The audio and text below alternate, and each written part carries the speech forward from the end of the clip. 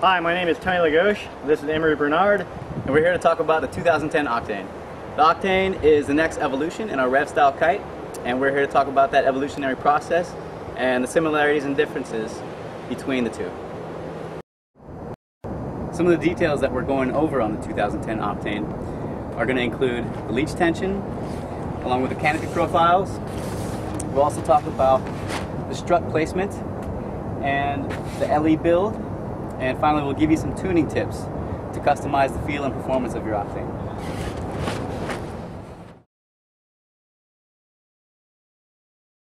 As you can see, the bridle locations are really similar from the Rev 2 to the Octane. We wanted to achieve a lot of the flight characteristics of the Rev 2 in the Octane to keep them very similar in their behavior.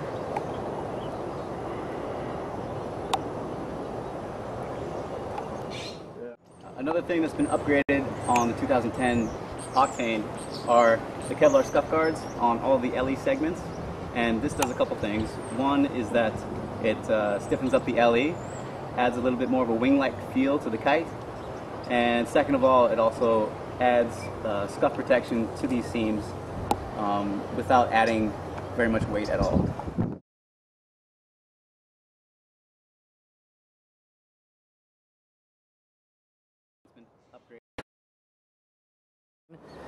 And some of the big differences in change between a Rev and a Octane are the canopy profiles have been sped up quite a bit, and the leech tensions have been changed quite a bit. If you remember the Octanes, they had battens in the leech, so we really played on opening up the leech on that kite, and that achieves a lot of things. It speeds up the kite, makes it fly through the air a little more efficiently, and what we did is we figured out how to do it with struts. So if you look at this kite versus the old 2009 Rev 2, you can see the leech tension on that Rev is really tight all the way across the board. So if you look at this, you can see a little bit of floppy leech difference.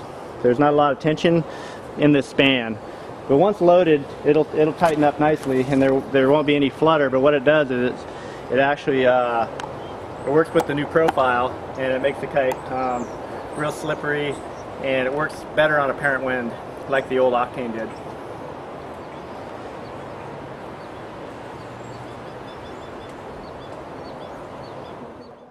2010 Octane strut cluster.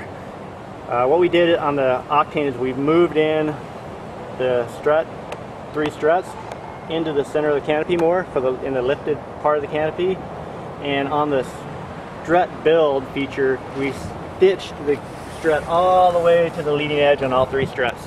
What this did is it locked in the canopy and gave us a lot of control over our profile. And so what this means when you're in the air and flying the kite is that the struts being closer in control the canopy a lot more, and this is something that adds a lot to the top end range of the kite. So as you're sheeting out at the bar, you're getting less flutter in this area compared to a Rev 2, so that adds a little bit more high end to the Octane. And if we come to the wingtip of the kite here, there are 3 different options to choose from. Basically, the way these work is the further back you attach this line, the less bar pressure you have, and the further forward you put this line, the more bar pressure and feedback you have on the kite. So you can choose from any of these 3 to suit what you want to feel at the bar. Another thing that is affected by these 3 attachment points is relaunch.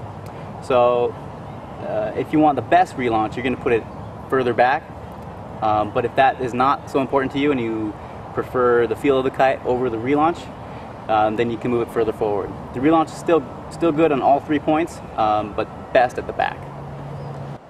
Your backline adjustments on your steering lines is really a personal preference of how you want the kite to feel, how much grunt you want the kite to have, and also yeah, it just comes down to there's no wrong way or right way. If you find the kite is stalling on you and back stalling a lot, then you should move down to the end knot. If you find that you want more low end power and you're fly powered up and you have a good feel for where the backstall is going to be, so you don't backstall it.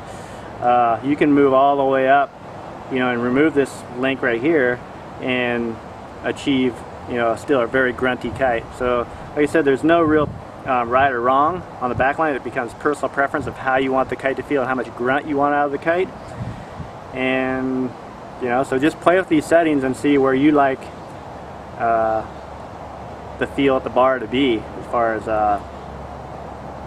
all the way down, the most efficient, more apparent wind. As you move up, more grunt. But with grunt comes backstall.